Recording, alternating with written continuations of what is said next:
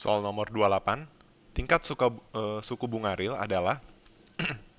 Oke, jadi di sini kita akan lihat ya, kan jawabannya tidak ada jawaban yang benar, maka kita harus mengkaji opsi A, B, C, D, letak kesalahannya di mana.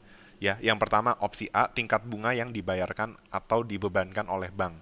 Nah, kalau misalnya kita naruh uang di bank, baik itu menabung misalnya ya, lalu dibilang bunganya adalah 5% per tahun misalnya. Artinya apa? Bank kan pada dasarnya ketika kita menabung uang di bank, pada dasarnya kita seperti memberikan uang kepada bank. Nah, nanti uangnya inilah yang akan dikelola oleh bank, termasuk yang kalau ada orang minjem uang ke bank, nah itu dari uang kita juga gitu kan. Nah, yang jelas bank punya kewajiban untuk membayarkan bunganya kepada kita karena kita telah menaruh uangnya di bank. Nah, maka 5% itu adalah beban atau biaya yang dibayarkan oleh bank. 5% dari uang yang kita taruh atau yang kita pinjamkan kepada bank. Nah, itu kita kenal dengan bunga nominal karena ya itu nominalnya gitu. Jadi kalau kita taruh uang 100.000 bunganya 5%, artinya kan bank punya kewajiban untuk menambah 5.000 sebagai biaya dari meminjam uang 100.000 kepada kita atau kita menaruh uang 100.000 di bank. Maka itulah nominalnya 5%, dikenakannya 5% ya. Jadi yang opsi A itu merujuk pada definisi nominal.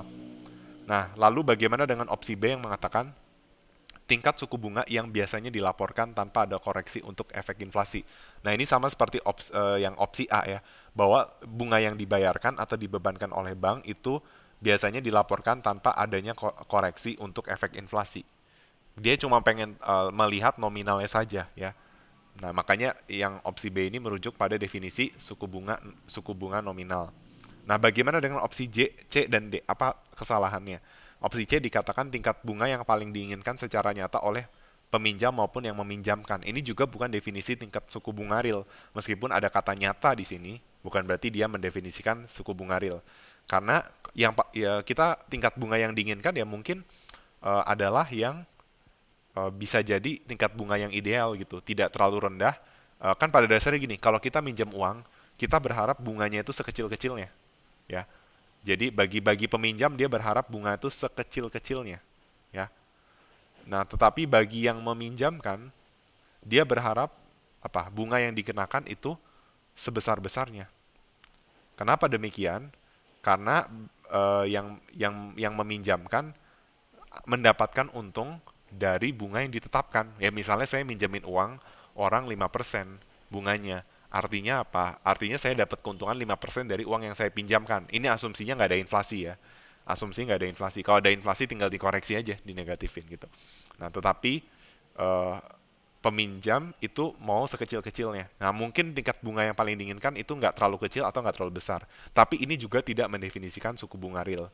Begitu pula juga dengan tingkat bunga minimum yang ditetapkan oleh bank ini juga tidak mendefinisikan suku bunga real. Jadi apa sih suku bunga real? Nah, kalian udah pada tahu rumus suku bunga real adalah nominal dikurang inflasi. Nah, jadi pada dasarnya suku bunga real adalah suku bunga murni ya.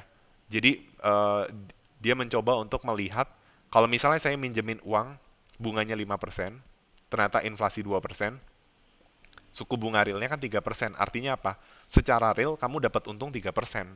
Gitu. Jadi suku bunga real adalah suku bunga murni yang sudah memasukkan unsur inflasi sebagai faktor penentu penurunan daya beli. Sedangkan definisi A dan B itu mengacu pada definisi suku bunga nominal. Oke? Begitu sedangkan opsi C dan D itu tidak mendefinisikan nominal maupun real. Ya, hati-hati sekalipun ada kata nyata bukan berarti itu suku bunga real ya. Oke, terima kasih.